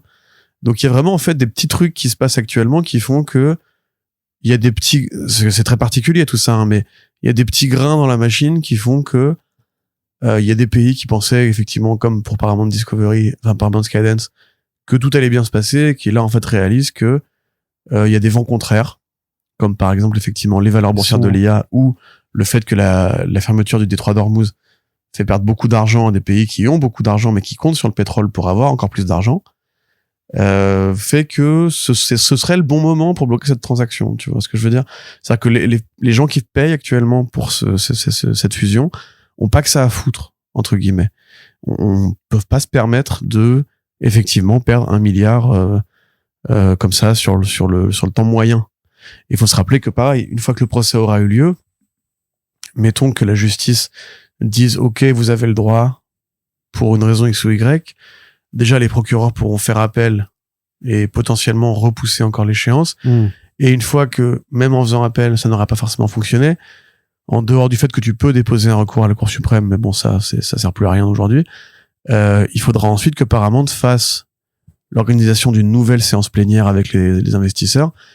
Ça va prendre du temps, encore une fois. On ne sait pas à quoi va ressembler le monde d'ici l'année prochaine. Hein. Oui, surtout qu'en plus, aux États-Unis, il y aura les élections de mi-mandat. Voilà. On ne sait pas si elles auront lieu, mais si elles ont lieu normalement, si Trump n'arrive pas à les faire annuler ou à complètement hijacker le process, a priori, il devrait les perdre. Ce qui aura peut-être aussi des incidences sur d'autres choses, en fait. Je sais pas on peut espérer. Et puis même, mais actuellement. Parce que s'il les perd, rien n'empêche aussi. Non, mais actuellement, c'est pour ça que je disais, on peut pas vraiment se targuer d'être mieux, parce que nous, ça fait quand même 10 ans qu'on a Macron. Les pauvres sont très très pauvres, les riches sont très très riches, et il y a une crise du bétail, il y a une crise écologique, vous avez dû remarquer. Le pourcentage de pauvres a jamais été aussi élevé en France. Et pourtant, les gens veulent toujours voter à droite. Alors ça, moi, je comprends pas, mais c'est comme ça. Ou à l'extrême droite, en pensant que si tu multiplies la droite par 2, ça fera forcément mieux que la droite par 1. Aux États-Unis, c'est pareil. Là, actuellement, il y a une vraie crise économique. Le problème, si tu veux, c'est que comme eux, tu leur poses la question, il y a une crise économique, et ils te répondent, bah non, l'économie va très bien. Parce qu'ils vivent pas dans notre réalité. Ils vivent dans la réalité où, en fait, ce qu'ils disent devient la réalité. Et donc là, actuellement, il y a des problèmes, comme en France, hein, il y a des problèmes d'agriculture assez intenses. Il y a des problèmes de pouvoir d'achat assez intenses.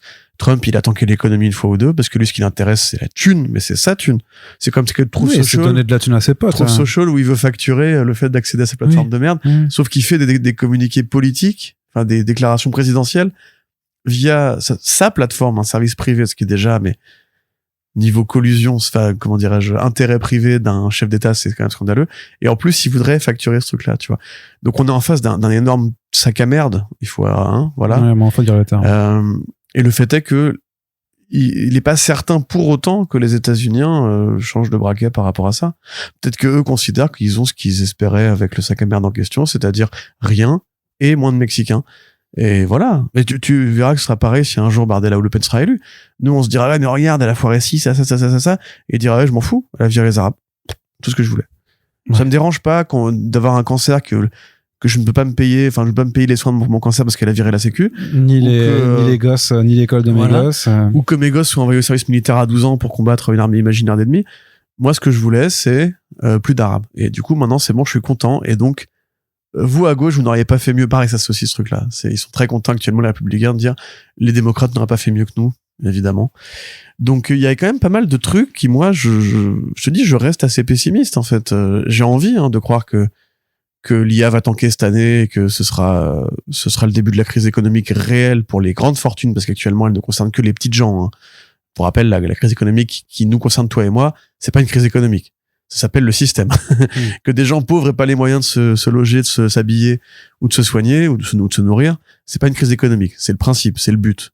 Le jour où les riches commencent à perdre de l'argent, là, c'est une vraie crise économique. Pour que ça arrive, il faut que l'IA se casse la gueule. Parce que tous les investissements aux États-Unis sont faits sur l'IA. Et Oracle ne peut pas se permettre de perdre tout ce qu'ils ont mis comme thune dans l'IA. Donc il faudrait que ce soit là, en fait, d'ici le procès, pour que Papa Ellison se dise, écoute mon fils, je comprends, toi t'es un artiste, t'es un rêveur, t'as envie de diriger Hollywood, j'ai payé pour ton petit caprice à la con, parce qu'en plus ça arrange mon copain Donald, et que bah oui c'est cool effectivement de se dire qu'on a conquis un système de gauche comme Hollywood, nous, énormes nazis qui rêvons qu'une chose, c'est la bite d'Hitler, voilà. Mais le fait est que s'il perd tout son pognon à cause de ça, enfin s'il perd une partie de ses investissements, peut-être qu'il aura plus envie de mettre 80 milliards dans Warner Bros.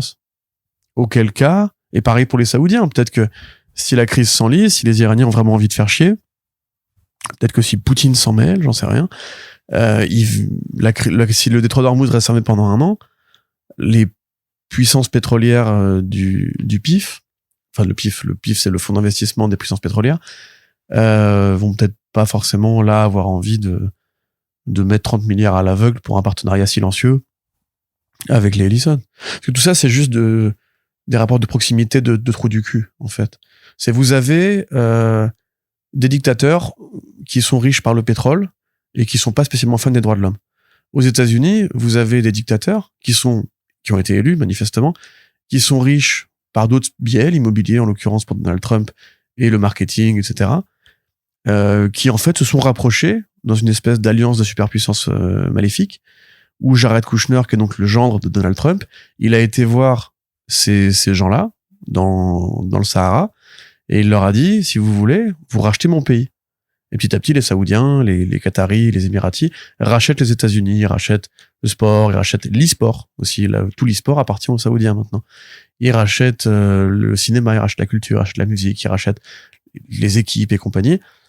Et aussi, ils font des projets d'investissement immobilier assez énervés. Et donc, tu vois, voilà, comme ça, les États-Unis peuvent devenir un pays pauvre. On s'en fout. Puisqu'il y a des puissances orientales qui se chargent de fournir le pognon que le pays n'a plus. Et c'est pour ça que je t'avais dit que dans un autre podcast, le jeu vidéo ne peut pas se permettre de renoncer à l'argent des Saoudiens si les actionnaires veulent faire des bénéfices. Parce que voilà, c'est un peu tout le problème, c'est que plus personne ne comprend qu'en fait, tout seul, le marché ne génère plus de bénéfices. Donc du coup, il faut faire venir des dictateurs.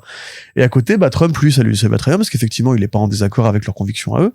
Aux États-Unis, on enferme les opposants, aux Arabie Saoudite, pareil. Donc au final, ils sont un peu alliés là-dessus. Et quelque part, les Ellison, c'est pareil. Les Ellison font déjà des accords assez énervés avec ces gens-là pour Paramount Plus et pour les contenus exclusifs que sont, encore une fois, la boxe et l'UFC. Donc voilà, il y a quand même une espèce de spirale on a tout le pognon, on est des enfoirés, on n'aime pas partager, et on écrase tout ce qui ne nous plaît pas. J'aimerais croire que c'est un vrai pays, les États-Unis, que la loi, c'est la loi, que les procureurs, c'est les procureurs, et que les procès sont les procès, et que on va bloquer ce putain de deal juste pour que enfin il y ait un caillou dans la godasse de cette armée de connards. Mais en l'état, effectivement, si on regarde l'état du monde depuis 10 ans, on remarque quand même que le connard l'emporte. Généralement. Et en France, c'est pareil. Voilà. Allez, on va essayer de finir. Je suis pas déprimé, attention. Non, mais moi oui. Après, mauvaise nouvelle. Mais moi oui. Mais on va terminer sur un sujet un peu plus joyeux, un peu plus. Voilà, on parle de comics. On se déconnecte du monde. Il y a pas de politique dans. Eh ben non, c'est les X-Men. Merde, on pourra pas y échapper. C'est politique les X-Men. Si peu. Bah, je suis désolé, c'est juste des mecs qui tapent un Égyptien. Ils font la bagarre, quoi. Avec des rayons laser. Oui, voilà, non, mais ils font la bagarre. Ils ont du pouvoir et c'est tout.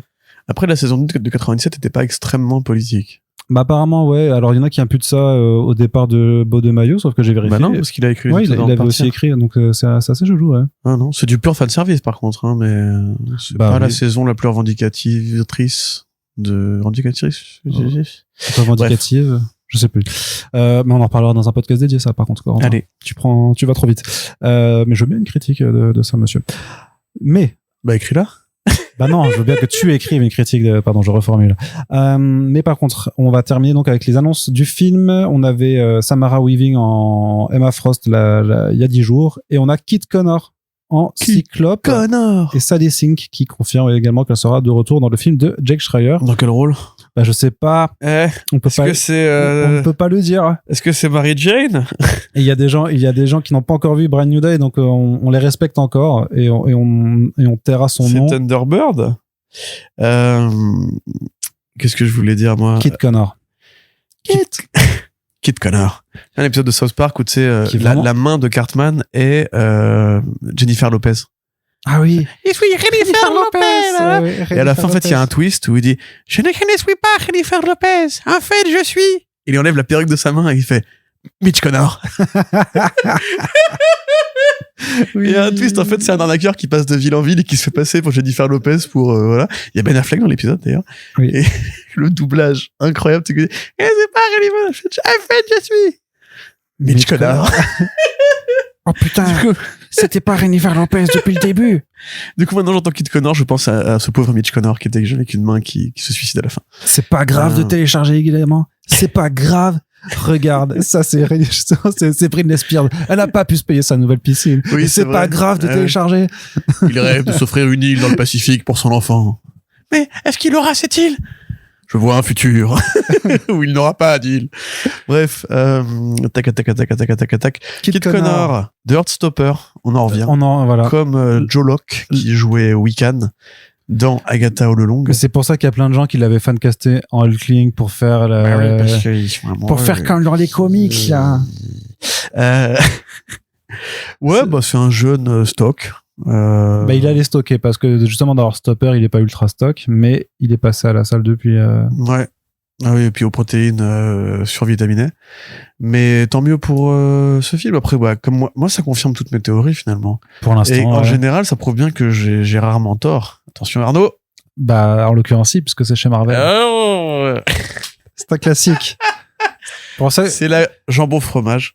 C'est pour vous les tipeurs là, voilà. Non, mais peut-être qu'elle est pour les nouveaux. Il y a des nouveaux arrivants. La blague de Thor, c'est un classique. Peut-être que plus on l'a fait, plus les gens vont tiper. Et ça, c'est, tu vois, on va faire l'expérience. Plus de Thor, plus de Perfouras. Et alors, si je fais la blague de Thor? Non, en vrai, je le connais pas très bien, j'avoue. Je crois pas avoir vu des films ou des séries avec lui. Il a un peu une tête de Chris Evans sur la photo que je t'avais envoyée. Un petit peu. Après, Cyclops, pour moi, c'est pas le rôle le plus compliqué. Encore une fois, je veux vraiment pas agacer qui que ce soit. Je sais qu'il y a plein de gens qui adorent Cyclops, etc. J'en suis au 3e omnibus, moi, de Claremont. C'est pas que c'est une endive, hein, il est intéressant, il est tourmenté et tout. C'est une victime un peu, non, c'est ça? C'est le héros, en fait, c'est le héros, quoi. C'est le héros qui porte le poids sur ses épaules de devoir gérer les X-Men, d'être l'héritier naturel de Charles Xavier. Il y a tout un passage qui est très compliqué mais qui est adapté en 97, que tu as dû voir avec la naissance de Cable, Madeleine Pryor, etc. Alors moi, j'en suis au moment où c'est pas encore redconné, donc c'est un peu compliqué à décrire. Mais effectivement, c'est pas le personnage, il a pas un coffre, c'est pas un blagueur, tu vois. Donc, il faut un mec, premier degré, plutôt héroïque, plutôt sympa, plutôt dirigé, tu vois. Enfin, il faut pas besoin d'avoir un truc très compliqué, en fait. Et puis, ce Cyclops, de fait, on verra que la moitié de son visage. Hein. Parce que dans les premiers designs de Kirby et Lee, il avait truc sur la tête. Ouais, donc, sauf si on fait des flashbacks avant que ses pouvoirs ne se manifestent. Oui, mais dans les faits, il aura quand même des lunettes. Ouais, oui, mais au pire, il peut porter juste des lunettes. Ouais. Voilà. Non, mais ce que je veux dire, c'est que Cyclops, pour moi, c'est pas le casting qui couvre le plus d'enjeux. Je serais intéressé plus de savoir qui ils vont prendre comme nouveau Wolverine, forcément. Qui ils vont prendre comme Beast. Parce que si techniquement, c'est la première génération des X-Men de Lee et Kirby, tu dois avoir un Beast humain qui après deviendra un Beast bleu. Enfin, un fauve en forme finale et avant le fauve qui a juste des gros pieds. Enfin, des gros pieds, des mains à la place des pieds. Iceman, c'est pareil. Iceman, j'ai pas spécialement de prétention sur le casting. Je pense qu'ils vont appliquer directement la retcon Iceman gay. Enfin, Iceman sera gay dans cette version-là, alors qu'il n'a été que beaucoup plus tard dans les comics. C'est le canon actuel, donc. Angel, il a été adapté, ceci étant, au cinéma par le passé, avec le gars 3h10 pour Yuma dans X-Men 3 et dans X-Men Apocalypse. Angel, je m'en fous un peu. Enfin, c'est pas que je m'en fous, mais le casting, pareil, peut être très... Il y a pas grand chose. Moi, voilà, j'attendrais plus de savoir qui va être Charles Xavier, qui va être Wolverine, s'il y a le Emma Frost, c'est qu'il y a le Hellfire Club, donc, quel va être le grand vilain de l'histoire. Mr. Sinister, Wagner Moura aimerait bien jouer le rôle de Mr. Sinister. Wagner Moura, donc super acteur que vous avez mais vu, les déclarations d'acteurs. Non, mais parce que dans l'interview, il aimerait bien. Oui, dans l'interview, c'est l'annoncé, sinon on l'aurait mis au programme, mais c'est pas le cas. Ouais, non, parce que ça me saoule parce qu'à chaque fois il dit j'aimerais bien ci, j'aimerais bien ça, et après il dit mais par contre il s'est rien passé, je n'ai pas été contacté, tout ça. Mais t'as quand même ces médias qui s'évertuent à vouloir partager le truc pour juste titiller. Enfin, pour faire du bruit gratuitement, quoi. En fait, je trouve ça un peu lassant. C'est comme Indy Navarrete qui dit encore qu'elle a rencontré Jack Schreier, donc c'est peut-être un petit peu différent, mais à un moment, c'est les processus de casting, ça doit se faire, quoi. Je trouve ça un peu gonflant, quoi. Ça rajoute beaucoup de bruit à un milieu qui est déjà très bruyant. Oui, bien sûr. Dans la dernière newsletter, je t'ai pas du tout écouté. Dans la dernière newsletter. Le trou du cul. La dernière newsletter j'arrive pas à la retrouver, de Boris Kit Vision sur le Hollywood Reporter. Il fait un état des lieux de qui justement a été rencontré et qui serait en rumeur ou en négociation selon les bruits de couloir que lui entend, c'est-à-dire les bruits de couloir du mec le mieux informé de l'industrie. Et après, a priori, ça, il y a des choses qui se précisent. Alors, je pensais que ça tomberait ce week-end. C'est pas encore le cas. Bah non, il y a le D23 qui arrive, donc on va forcément avoir quelque chose pour la D23. Hein, là, effectivement, tu n'as pas tort. Bah, en l'occurrence, toujours si, puisque c'est toujours chez Marvel, mais. T'as pas vu passer ça, le dernier Hit Vision? Putain. Non, c'est vrai que je la lis pas toujours. Hein, donc, non, c'est pas grave. Donc, on retrouvera et au pire, on fera une news s'il y a moyen, mais il est bien possible que d'ici quelques jours, le casting entièrement soit révélé. Non, pas d'ici, du coup, parce que c'est Marvel, mais. De quoi? T'as dit d'ici quelques jours, mais c'est Marvel quelques jours. Non, mais celui-là, par contre, on avait dit il y a très longtemps, on avait fait un pacte pour dire qu'il était vraiment pas cachard du tout. On n'a jamais fait ce pacte. Si. On avait aussi fait pacte que tu me devais 3 falafels, que t'es jamais honoré d'ailleurs. Tant pis, hein. Bah oui, mais dans ce cas-là, ça vaut pas le coup de faire des paris. Bah, ça a pareil falafel imaginaire. Bah non, ça marche pas. Ah, moi, je prends plus de paris sinon. Continue. Dans tous les cas, je gagne. Mais c'est la fin, c'est tout. C'est terminé. Et Mitch Connor, il va être Cyclope, c'est voilà, que tu veux dire, on l'a pas vu dans les films ou les séries. Il se trouve c'est un bon acteur, il se trouve pas un bon acteur. Oh, dis donc. Il faut regarder Heartstopper pour savoir si c'est un bon acteur. Par contre, il va falloir être patient, amis qui nous écoutez, parce que si c'est la première génération des X-Men de Stanley et Jack Kirby, ça veut dire qu'on en a au moins pour 3 films. D'ici un éventuel crossover Genosha. Et après, ensuite, avec Magneto, avec Xavier, avec mes genoux, etc. Mais après, il faudra du coup envisager plus tard Storm, plus tard Colossus. Non, là par contre, je pense que tu te trompes. J'ai raison. Comme à chaque fois, Arnaud Kikou. Non, ça par contre. Est-ce que tu veux un pari falafel? On peut faire si tu t'engages à le payer. Faut faire un vrai pari falafel sur le fait qu'il y aura Storm et Wolverine dès la première génération. De toute façon, il leur faudra forcément un acteur, une actrice noire aussi, donc c'est mathématique. Oui, bah après, si tu veux incarner la diversité avec juste un groupe d'adolescents blancs, c'est compliqué. T'inquiète pas qu'ils vont te faire un professeur Xavier Renoir et que tu vas avoir les Sistra du monde entier qui vont faire c'est pas possible. Mais Xavier, c'est un blanc. Alors l'allégorie de la diversité, moi je veux bien, mais avec des blancs seulement. Mais ouais, bah moi je m'en bats les couilles, enfin allez-y. Sachant que sur le poster de la D23, qui est un poster très généraliste Disney, t'as une petite Storm qui apparaît en haut à droite, et donc t'as forcément des gens qui supputent qu'elle serait annoncée. Moi j'y crois pas forcément, je pense que c'est... mais ça sera pas Comics Accurate. Oh non, tu vas pas commencer. Oh non, pas là-dessus. Mais non, mais si, mais... Attends, c'est... Non, je dis ça pour Camouille. Parce qu'apparemment, il faut que tout soit Comics Accurate. Tu les imagines attendre genre 3 que 3 tu les imagines faire Jean Grey dans Spider-Man et après Arnaud il me casserait les couilles en mode c'est pas Jean Grey. C'est vrai que vu qu'ils prennent que des décisions à la con, ils pourraient le faire aussi hein. Mais c'est justement c'est pour ça, c'est vu qu'ils ont été assez nuls. Non mais de toute façon pour réintroduire par la petite porte un personnage aussi important. C'est pas la petite porte, c'est un film qui fait 3 milliards de dollars hein. 2,5 mais ceci étant le fait est qu'il y a tellement de générations de X-Men en fait que si tu veux faire un film New X-Men dans 3 ans, tu peux le faire quand tu veux. Voilà. Tu peux faire un film ou une série X-Factor aussi, un film ou une série S'ils réussissent aussi, leur coup et qu'ils réussissent à réintroduire une X-Men Mania, on va dire, ou peut-être même à créer la première grosse X-Men Mania. Une X-Mania. Effectivement. Dans les années 2000, c'était assez important. Il y avait X-Men Evolution. Oui, non, t'as raison. Non, mais je veux dire, s'ils veulent refaire, ils ont les cartes en main. Ils ont qu'à les jouer correctement, mais ils peuvent. Comme Gambit. Exactement, mais ils peuvent très bien. Mais ils ont vraiment tout à faire. Effectivement, s'ils arrivent à introduire les premiers, mais moi je pense qu'ils peuvent pas se passer d'avoir un Wolverine dedans, d'avoir pas Emma Frost, d'avoir Storm direct aussi quoi. Ils sont trop importants ces deux-là quand même. Moi justement, je préférerais attendre pour Wolverine. Ils feront pas. Hein. Wolverine était présent dans le premier film X-Men, tu vois. Ouais, mais justement ils ont trop tiré sur le corps. Là, on a enfin fait ce putain de rewatch. Non, mais le seul film où il n'y a pas Wolverine, c'est Dark Phoenix. Ouais, mais rappelle-toi. En plus, c'est de la merde. Rappelle-toi, mais moi j'ai encore vu un autre truc passer que je trouve aussi complètement con dans l'idée, mais ça ne me surprendra pas de la part de Marvel Studios, vu que après Secret Wars, c'est la période All New X-Men aussi, All New All Different X-Men, et qu'à ce moment-là, t'avais Laura Kinney en X-23 et Old Man Logan qui était là, qui était time displaced, mais qui était là. Et donc ils disent non, arrête. J'allais jusqu'au bout. Mais que Daphne Keane reviendrait pour faire X-23, enfin pour faire Wolverine en l'occurrence, n'importe quoi. Et que Hugh Jackman resterait en tant que Old Man Logan. Non. Mais ils feront sûrement. Mais dis-toi qu'il y a une réalité. Un jour ils feront Old Man Logan, mais. Dis-toi qu'il y a une réalité où ça va se passer comme ça. Allez, on en a terminé pour mais pas la mienne. Non, mais il coûte trop cher. Mais je la souhaite pas. Il coûte trop cher. Je sais jamais.